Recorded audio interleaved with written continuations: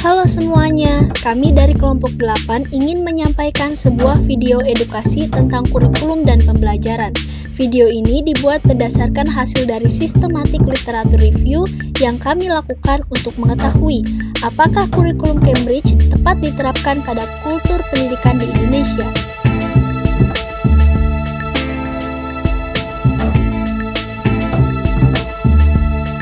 Kurikulum Cambridge memang memiliki beberapa kelebihan dibandingkan dengan kurikulum dari negara-negara lain. Salah satunya ialah dengan cara pemusatan belajar pada minat dan bakat yang dimiliki oleh siswanya.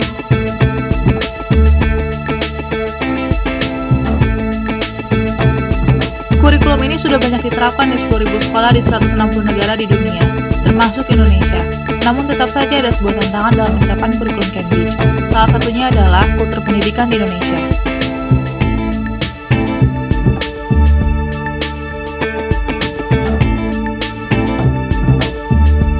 Selain itu, ada juga beberapa faktor lainnya yang menyebabkan kurikulum ini sulit diterapkan di Indonesia.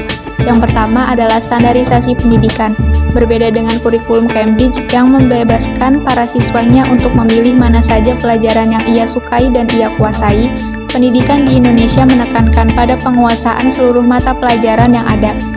Hal ini yang menyebabkan siswa sulit untuk mengasah minat dan bakat miliknya, karena terlalu sibuk untuk menguasai seluruh materi yang ada dalam pelajaran agar tidak ada nilainya yang kurang baik.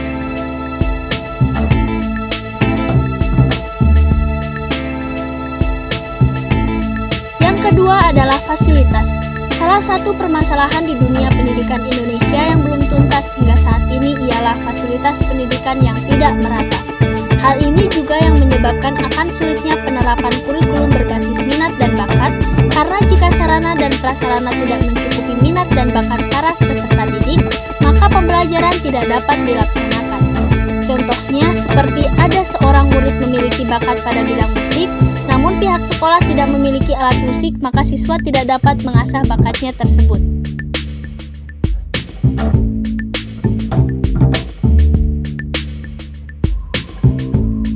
Ketiga, lebih mementingkan hasil akhir daripada proses. Dalam pendidikan Indonesia, nilai akhir merupakan penentu berhasil atau tidaknya sebuah proses pembelajaran, di mana hal ini sangat berbanding terbalik dengan kurikulum Cambridge yang lebih menghargai proses ketimbang hasil akhir. Hal ini juga yang menyebabkan siswa memiliki beban untuk memenuhi nilai standar agar dirinya bisa dinyatakan berhasil mengikuti suatu pembelajaran.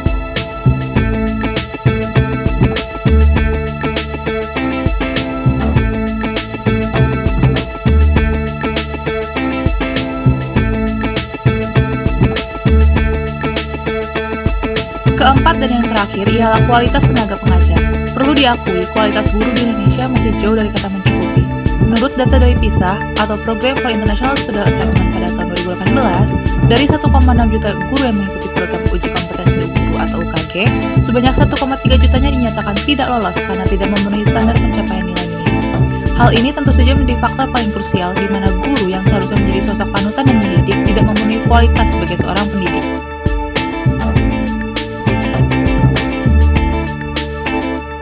Oleh karena itu, kami selaku anggota dari kelompok 8 ingin menyampaikan sebuah solusi dari tantangan tersebut.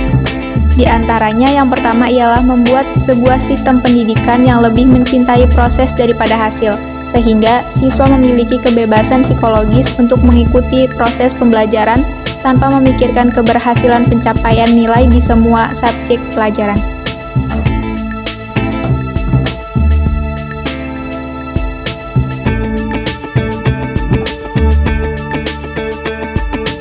Kedua, menganggarkan lebih banyak dana ke sektor pendidikan. Hal ini perlu dilakukan agar pemerataan fasilitas sarana dan prasarana pendidikan di Indonesia bisa lebih merata ke semua daerah dan jenjang pendidikan. Yang ketiga, yaitu meningkatkan performa tenaga pengajar. Mungkin hal ini sudah mulai gencar dilakukan pemerintah akhir-akhir ini. Namun, tetap saja masih ada tenaga pengajar yang masih belum memenuhi kriteria sebagai seorang guru. Nah, hal ini yang perlu dilakukan pemerintah ialah dengan memberikan pelatihan kepada guru-guru yang belum kompeten dan meningkatkan tingkat kesejahteraan para tenaga pengajar.